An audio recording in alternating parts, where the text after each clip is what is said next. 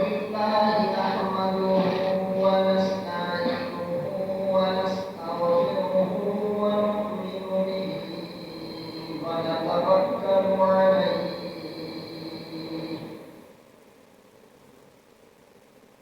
ونعوذ بالله من شرور أنفسنا ومن سيئات أعمالنا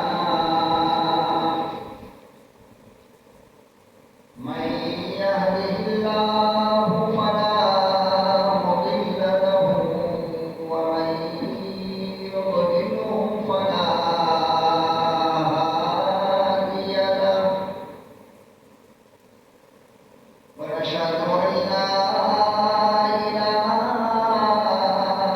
إلا الله وحده لا شريك له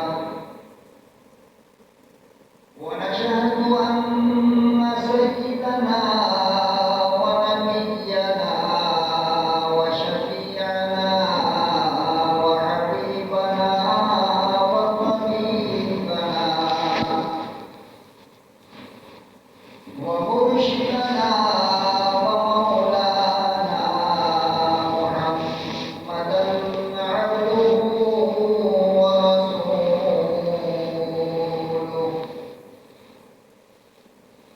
أرسله بالحق بشيرا ونذيرا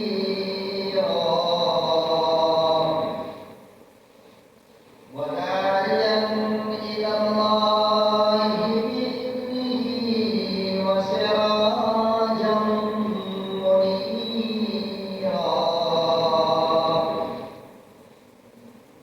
أما بعد فأعوذ بالله السميع العليم من الشيطان الرجيم بسم الله الرحمن الرحيم كل من عليها فان ويبقى وجه ربك ذو الجلال والإكرام وقال النبي صلى الله تعالى عليه وسلم الدنيا مزرعة الآخرة صدق الله مولانا العلي العظيم وصدق رسوله النبي الكريم ونحن على ذلك لمن الشاهدين والشاكرين والحمد لله رب العالمين. درود شریف پڑھیں اللهم صل على سيدنا محمد وعلى آل سيدنا محمد وبارك وسلم. اللهم صل على سيدنا محمد وعلى آل سيدنا محمد وبارك وسلم. اللهم صل على سيدنا محمد وعلى آل سيدنا محمد وبارك وسلم. نہایت قابل قدر بزرگ اور دوست، میرے پیارے نوجوانوں، عزیز بچوں، پروردگار اعظم نے ہمیں اور آپ کو یہ جو دنیا کی زندگی عطا فرمائی ہے اور اس زندگی کے اندر جو اللہ نے بہت ساری نعمتیں ہمیں عطا فرمائی ہیں،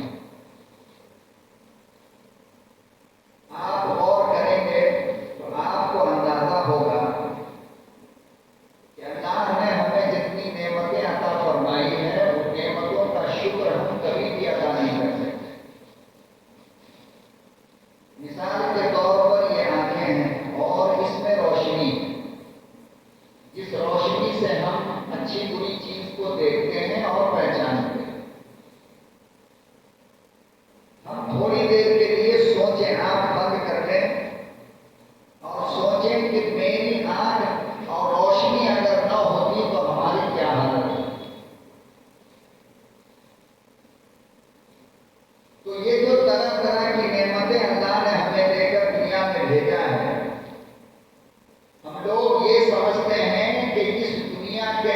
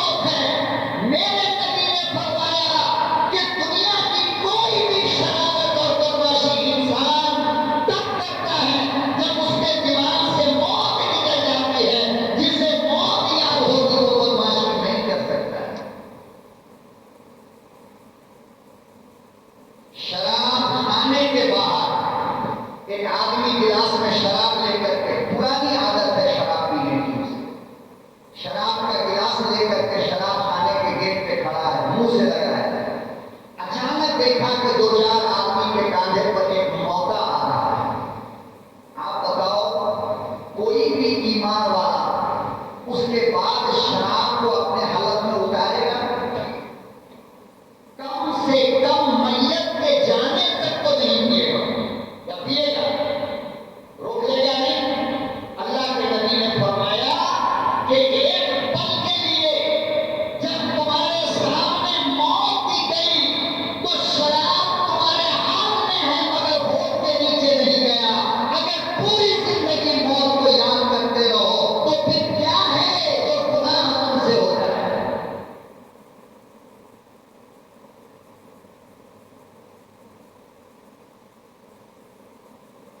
تو اللہ کے نبی صلی اللہ علیہ وسلم نے فرمایا کہ یہ جو دنیا ہے نا، اور یہ جو دنیا کے اندر اللہ نے تم کو مسافر بنا کر کے بھیجا، وہ فقط اس لیے کہ تم اپنی اصل منزل کی تیاری کرو۔ یہ سونا، یہ چاندی، یہ مال، یہ دولت، یہ جوانی، یہ حسن، یہ بنگلہ، یہ گاڑی، یہ زمین، یہ لیڈرشپ، کوئی چیز بھی تمہارے کام آنے والی نہیں ہے۔ کام آئے گی تو وہ فکر جو تم نے قبر کے لیے کیا ہے، اپنی آخرت کے لیے کیا ہے، اپنی موت کے لیے کیا ہے۔ اللہ یہ نہیں کہتا ہے پیسہ مت کماؤ، اللہ نے کیوں منع کیا پیسہ کمانے سے؟ بلکہ اللہ کے نبی نے تو کہا ہے کہ پیسہ کماؤ اور محنت کرو اپنی بیوی بچوں کے حقوق کو ادا کرنے کے لیے، یہاں تک کہ فرمایا کہ اتنا پیسہ کماؤ کہ تمہاری نسل کسی کی محتاج ہے۔ اور آگے کیا فرمایا؟ بیوی پہ خرچ کرنا صدقہ، بچوں پہ خرچ کرنا صدقہ، یہ نمک کی تھیلی جو اٹھا کر کے لاتے ہو نا اپنے گھر کے لیے، اللہ کے نبی صلی اللہ علیہ وسلم نے فرمایا یہ بھی صدقہ ہے۔ کیوں؟ اس لیے کہ بیوی بچوں کے حقوق کے لیے لائے۔ یہ جو ایک گلاس شربت لے کر کے مارکیٹ سے آئے اپنی بیوی بچوں کے لیے، فرمایا یہ بھی صدقہ ہے۔ یہ جو کپڑا خرید کر لاتے ہو یہ بھی صدقہ ہے۔ یہ جو جوتا چپل خرید کر لاتے ہو یہ بھی صدقہ ہے۔ یہ جو کنگھی لاتے ہو خرید کر یہ بھی صدقہ ہے۔ فرمایا اپنی بیوی بچوں پہ جو خرچ ہو یہ صدقہ ہے۔ ظاہر بات ہے کہ اسلام اگر کمانے سے منع کر دیتا تو پھر یہ خدمت کون کرے گا، کہاں سے کرے گا؟ ہاں البتہ اسلام یہ کہتا ہے کہ حلال کماؤ، جھوٹ بول کر مت کماؤ۔ وَلَا تَنْقُصُوا الْمِكْيَالَ وَالْمِيزَانَ، ناپ تول میں کبھی زیادتی کر کے مت کماؤ، یہ حرام ہے۔ اور اس کا کھانا بھی حرام، اور اس کی وجہ سے تمہاری نسل بگڑ جائے گی، اولاد بگڑ جائے گی، اس کی صحت خراب ہو جائے گی۔ حضرات انبیاء اکرام خود تجارت کرتے تھے۔ حضرت ادریس علیہ السلام کی دعوت کیا کرتے تھے؟ کتاب بیچتے تھے۔ حضرت موسیٰ علیہ السلام نے حضرت شعیب کی پگڑیاں چلائی، کون نہیں جانتا؟ امام ابو حنیفہ رحمۃ اللہ علیہ کی کپڑے کی دکان تھی، امام مالک عطر کی دکان تھی، امام شافعی کی برتن کی دکان تھی، احمد ابن حنبل تاجر تھے۔ اگر دنیا کے سارے نبی نے کمایا ہے، سارے صحابہ نے کمایا ہے، تمام ائمہ نے کمایا ہے، اور کوئی اللہ کا ولی تب تک نہیں کر سکتا جب تک تجارت نہ کرے۔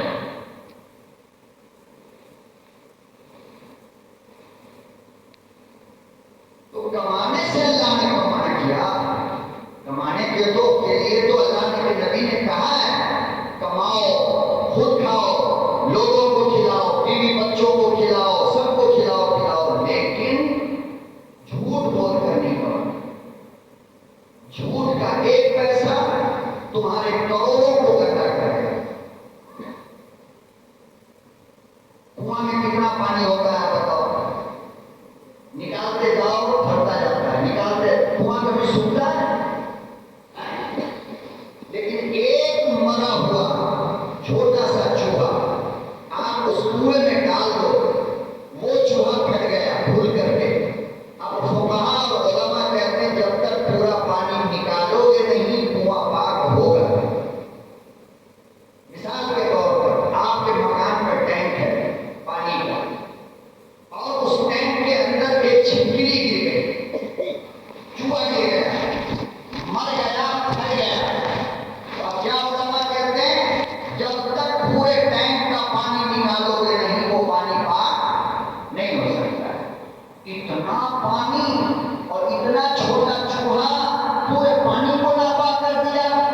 اسی طرح فرمایا کہ کروڑوں حلال کے پیسے، اس میں ایک پیسہ اگر حرام کا تم نے ڈال دیا تمہارے کروڑوں کو ناپاک کر دے گا۔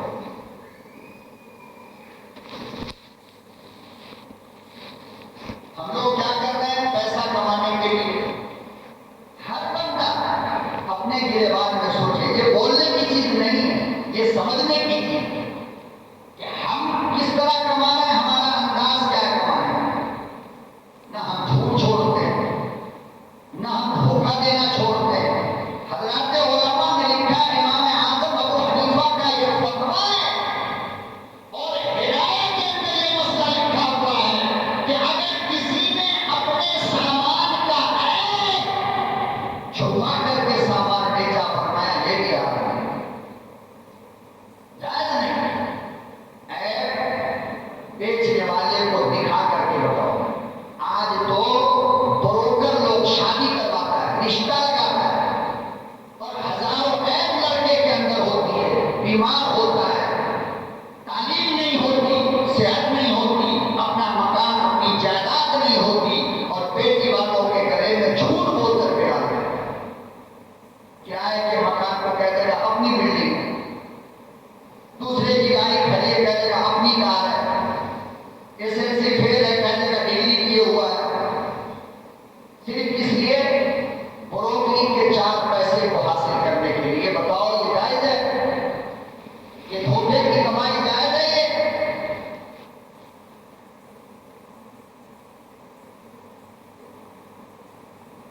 پروردگار عالم نے قرآن کریم میں اسی بات کو بار بار دہرایا، ارشاد فرمایا میرے بندو یہ دنیا تمہارے لیے اصل نہیں، یہ دنیا تمہارے امتحان کی جگہ ہے۔ میں نے تمہیں یہاں مسافر بنا کر بھیجا ہے، مقیم نہیں۔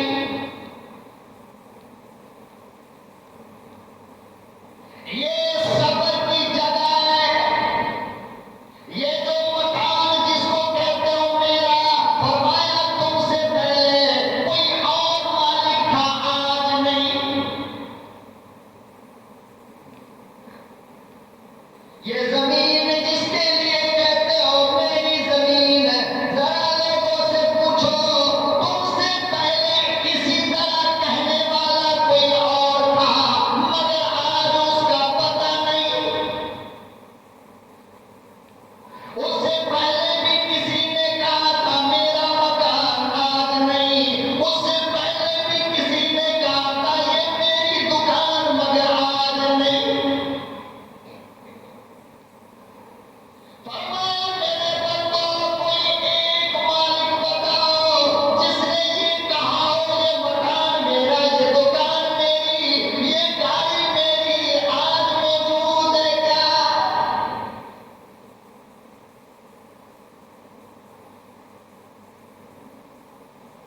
میرے بابا نے کہا یہ اولاد میری، مگر آج وہ بابا موجود نہیں۔ اس کے ابا نے کہا تھا یہ بیٹا میرا، مگر آج وہ ابا موجود نہیں۔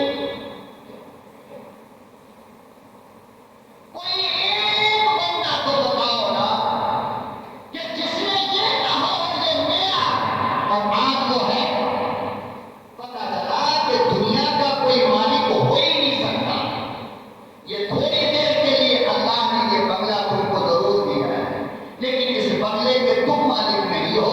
کل سانس رکے گی تمہارا بیٹا مالک بن جائے گا، ایک پل میں مالک بدل گیا۔ یہ کروڑوں کی گاڑی لے کر آئے ہو، بڑے دعوے کے ساتھ کہتے ہو میری گاڑی،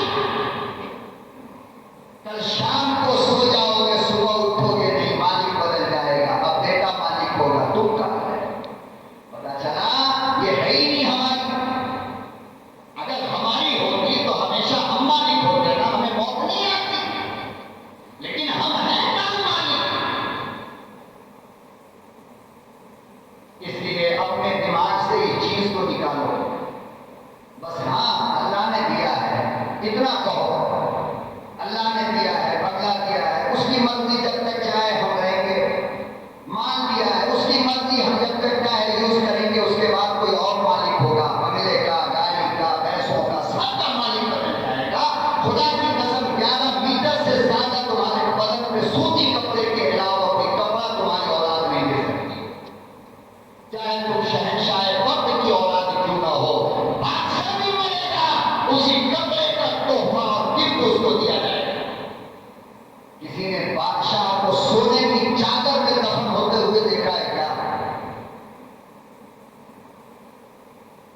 اور مسجد کا وہی تابوت جس پر محلے کا باس بھی گیا اور محلے کا غریب بھی جائے گا، محلے کا گورا جس پر سو کر کے گیا اسی پر کالا بھی جائے گا، وہ ایک سواری منزل تک پہنچانے کے لیے ہائے مرسڈیز پہ چلا کرتے تھے، 1 کلومیٹر کے لیے 15 گاڑی پیچھے آگے رہتی تھی۔ آج کیا ہو گیا؟ اس گاڑی پہ سو رہے ہو جس گاڑی پر محلے کا ایک فقیر گیا تھا کل،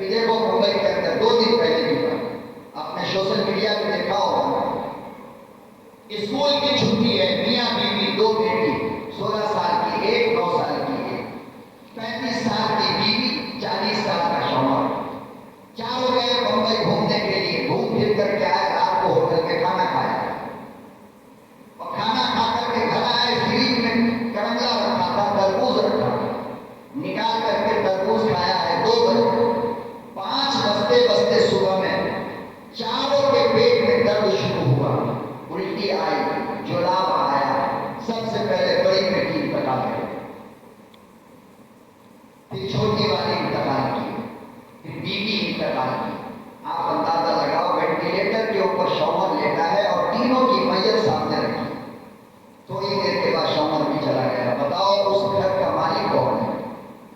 جس گھر سے یہ چاروں جنازہ اٹھا، ہمارے دل میں ابھی بھی موت کا یقین نہیں، اسے دیکھ کر کے بھی ہم نے رہے ہو گیا، چھوڑو ہونا تھا، اس سے زیادہ ہمیں کچھ نظر آ رہا ہے؟ سوشل میڈیا پہ آیا، فوٹو دیکھ لیا، 2 مرتبہ کہا ہاں بس، اس کے بعد بھول گئے۔ آپ بتاؤ کیا یہ سب کچھ ہم لوگوں کے ساتھ نہیں ہو سکتا ہے؟ تو کون سا موقع مل رہا ہے ہمیں نیک عمل کرنے؟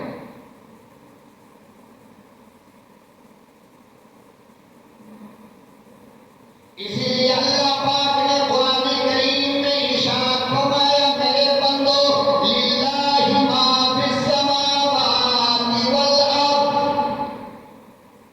یہ زمین، یہ چاند، یہ سورج، یہ ستارے، یہ دریا، یہ سمندر، یہ پھول، یہ گل، یہ ہوا، یہ پانی،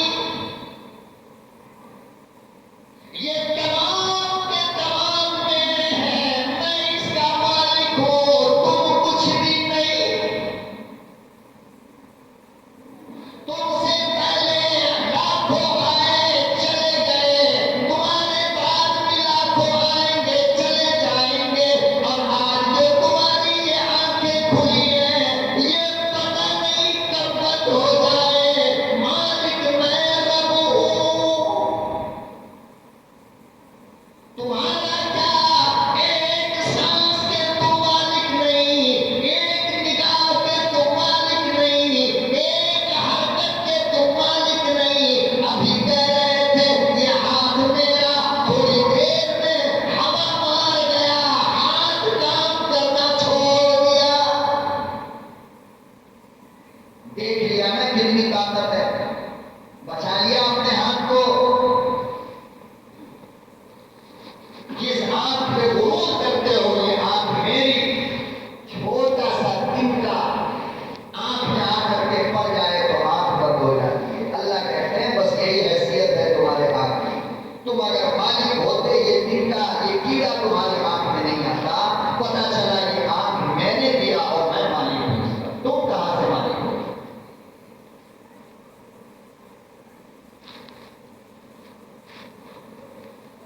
امام اعظم ابو حنیفہ رحمۃ اللہ علیہ اور تمام کے تمام صحابہ مشہور ہیں، حضرت ابو بکر، حضرت عمر، علی، عثمان، یہ کون لوگ؟ ارے یہ وہ لوگ ہیں خدا کے بندے جس کے ہاتھ میں اللہ نے جنت کی سند دی ہے، جنت کا سرٹیفکیٹ دیا ہے۔ ابو بکر جنتی، اللہ کہتا ہے، عمر جنتی، اللہ کہتا ہے، ابو ذر جنتی ہو، انس جنتی ہو، ابو سعید جنتی ہو، عثمان جنتی، میرے نبی آپ کے تمام صحابہ جنتی۔ یہ کون کہہ رہا ہے؟ قرآن میں اللہ کہتا ہے رضی اللہ عنہ ورضوا عنہ، میرے محبوب آپ کے تمام صحابہ سے میں راضی ہوں۔ اور جس کو جنت کی صدر ہاتھ میں دے دی، سرٹیفکیٹ دے دیا، وہ ابو بکر کیا کہہ رہا ہے؟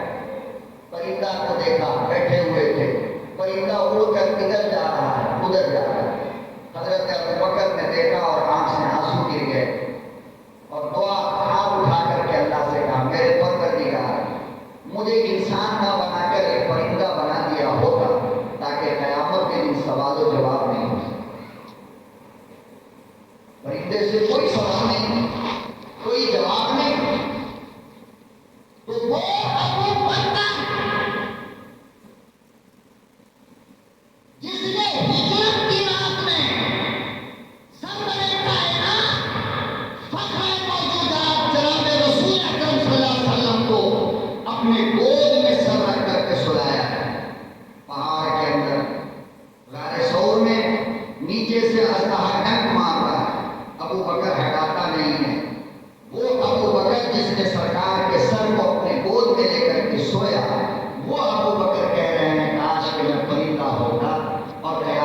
سوال نہیں ہوتا. کتنا ڈر ہے حضرت عمر درخت کے پتوں کو پکڑ کر جنگل میں کہا کرتے تھے اے میرے اللہ مجھے عمر نہ بنایا ہوتا یہ درخت کا پتا بنا دیتا تاکہ کوئی جانور چبا کر کے مجھے کھا لیتا. قیامت میں آپ کے سامنے کیسے آؤں گا؟ یہ کون کہہ رہے ہیں؟ یہ کون کہہ رہا ہے؟ یہ کون ہے عمر کہ جو مدینے میں بیٹھا ہوا پھٹی ہوئی چنائی پہ 70 پہ بند لگا کر کے کپڑا پہنا ہے اور یہ عمر جب فرش پہ بولتا ہے تو عرش والا قرآن بناتا ہے. اس عمر کی حالت ہے قبر کے ڈر سے، موت کے ڈر سے، آخرت کے ڈر سے. ہم لوگوں کا ٹریجر کتنا بڑا ہو گیا ہے، کتنے نڈر ہو گئے ہم تو. گناہ پر گناہ، گناہ پر گناہ، گناہ پر گناہ کرو، صبح دوپہر شام کرو، جھوٹ بولو، رشوت کھاؤ، سود کھاؤ، دوسروں کی عزت آبرو پہ ہاتھ ڈالو، مگر ایک لمحے کے لیے ہمیں قبر کی یاد نہیں کہ وہاں کیا ہوگا.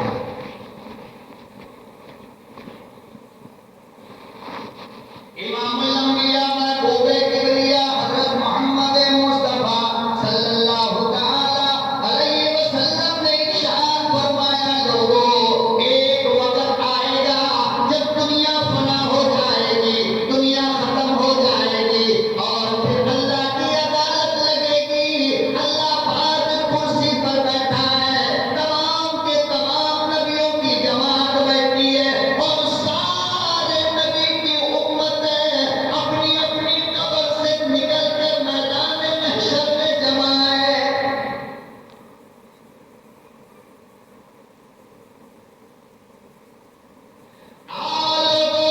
اندازہ لگاؤ وہ کتنا بڑا میدان ہوگا جہاں پر آدم سے لے کر اس دنیا کا آخری انسان جمع ہوگا.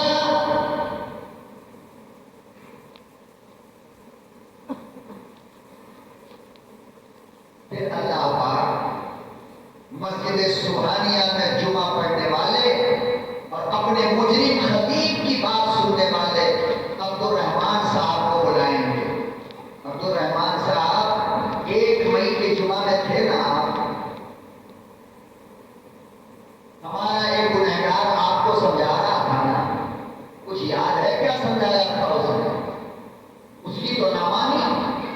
آج میری عدالت میں آئے ہو تو 5 سوالوں کا جواب دینا پڑے.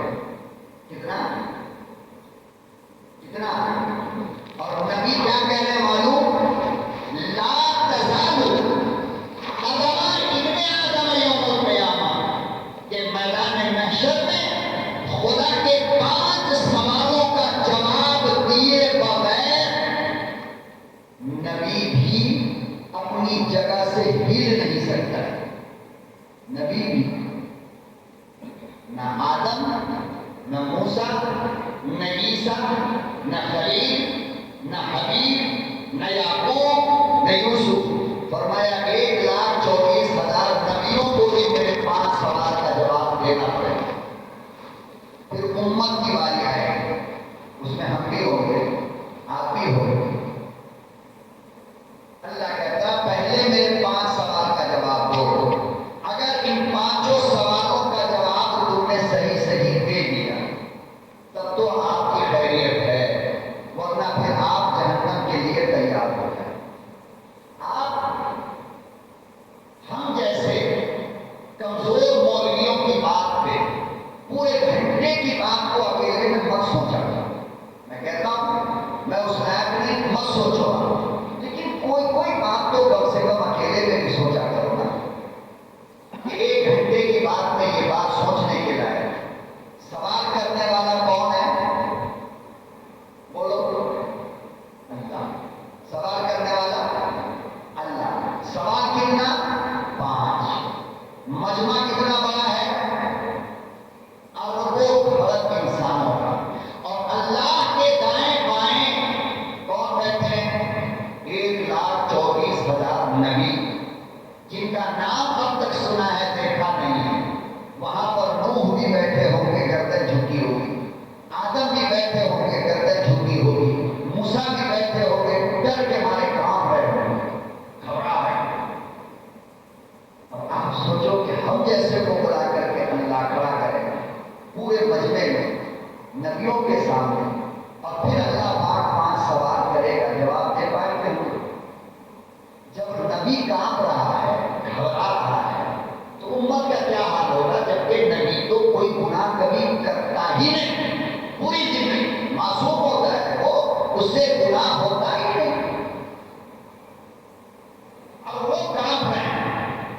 धड़ धड़ कर रहा है, पता नहीं अल्लाह हमसे क्या पूछेगा।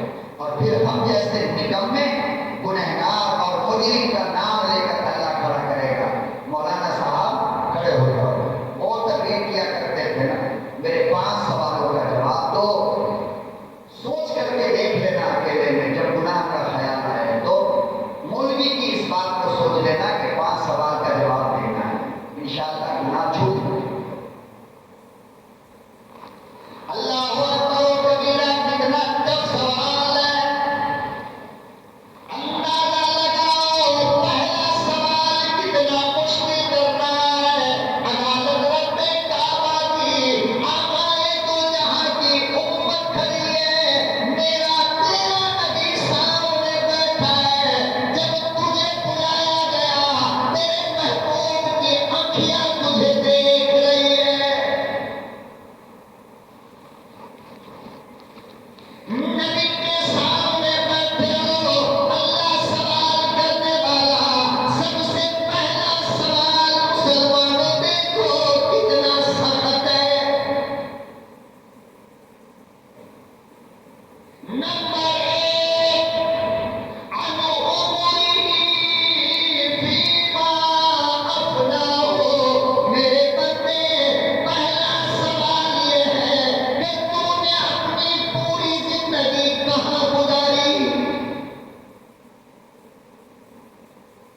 पूरी जिंदगी कहाँ गुजारी, ये पहला सवाल। अब जरा जुमा के बाद जाकर के सोच लेना अकेले में कि हम उस वक्त जवाब देंगे तो क्या, झूठ तो चलेगा नहीं और सच बोले तो बचेंगे नहीं, तो बचा क्या। अल्लाह मियां 24 घंटे का 12 घंटा हम मोबाइल पे रहते थे और वहां पर हम वो चीज देखते थे जो आपको बोल नहीं सकते। शर्म आ रही, जैसे कि मेरे अल्लाह को मालूम नहीं क्या देखता था। फिर कहेगा अल्लाह बड़ी सुपर हिट फिल्म आई थी, तो 3 घंटा वहां बैठ गए थे। फिर अल्लाह मियां दिन में 15-20 मरतबा दूसरों की माँ बहन बेटी को बहुत गौर से देख लिया करते। अल्लाह कहेंगे शाबाश, जिब्रील अलैहिस्सलाम इनको फूल का हार पहनाइए और जन्नतुल फिरदौस में ले जाकर पड़ेंगे। अनउमरिही फीमा अफनाहु, फरमाया कि पहला सवाल ये बता कि तूने अपनी जिंदगी कहाँ गुजारी। मतलब क्या, जिंदगी के एक एक सांस का जवाब देना पड़ेगा।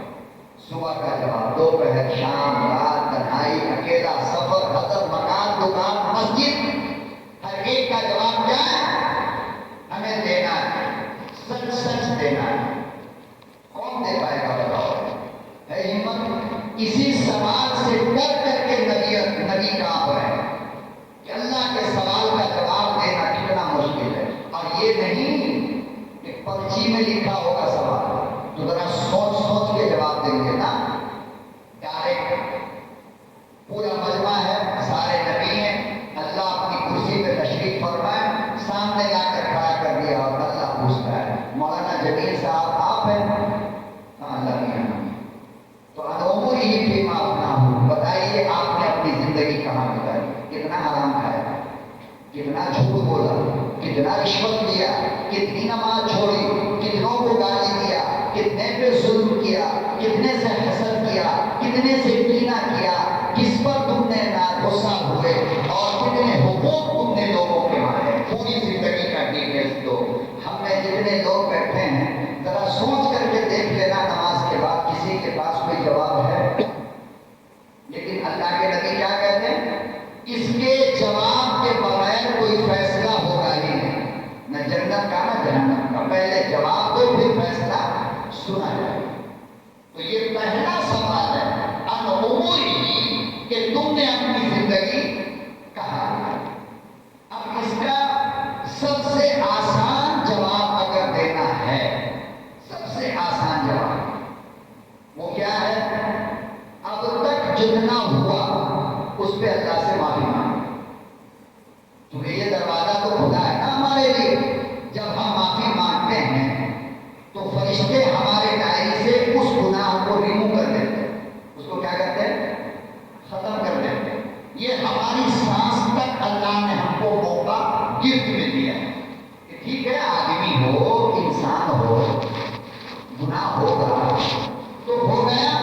اس کے اوپر اللہ سے معافی مانگو، اللہ میاں مجھے معاف کر دے، اور آئندہ نہ کرنے کے لیے اللہ سے وعدہ کرو۔ اللہ تعالیٰ آئندہ گناہ نہ کرنے کا آپ سے وعدہ کرتے ہیں، اور اس وعدے کے ساتھ ایک بات اللہ سے اور کہہ دینا، کیا کہ اس وعدے کو پوری کرنے کی طاقت اللہ آپ مجھے دے، کیونکہ ہم انسان ہیں، کہیں پھر ہم نہ رہ گئے، اس لیے اللہ میاں آج تو ہم نے توبہ کر لیا، آئندہ نہ کرنے کا وعدہ کرتے ہیں، لیکن اس وعدے کو نبھانے کی طاقت ہمیں آپ دیجیے۔ اب پھر اس کے بعد کیا کرنا ہے؟ جتنا موقع ملے اللہ اللہ کرتے رہو، چلتے پھرتے اٹھتے بیٹھتے کھاتے پیتے، سب سے آسان طریقہ ہے اللہ کا نام لیتے رہو، کوئی غلط خیال آئے گا ہی نہیں ہے۔ بات سمجھ میں آ رہی؟ اور اس کے بعد کیا ہے؟ نماز کے بارے میں، نماز ہے، روزہ ہے، حج ہے، زکات ہے، یعنی اپنے آپ کو سدھار لو اور اپنی اصلاح کر کے باقی زندگی گزارنے کی اللہ سے کوشش کرو، اور ساتھ میں دعائیں بھی مانگتے رہو تاکہ اس پہلے سوال کا جواب ہم اللہ کو دے سکے۔ اس کے بعد کے جو 4 سوال ہیں وہ اور زیادہ ٹف ہیں، انشاءاللہ اس کے تعلق سے آئندہ